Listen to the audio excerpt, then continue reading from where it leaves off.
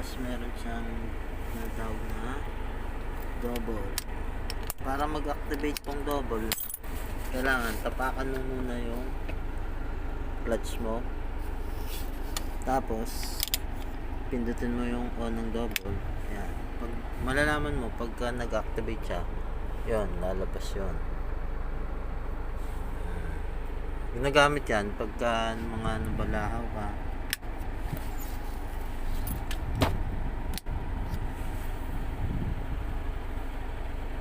Meron din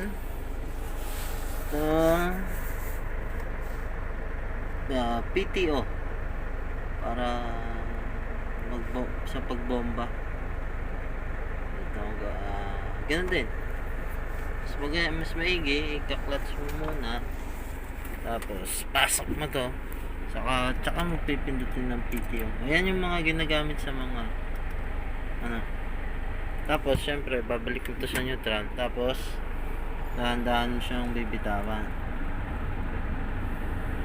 Pag nabitawan mo na, ito yung throttle niya kung tawagin. Ito yung dito mo yan kung gaano kalakas o gaano kahina yung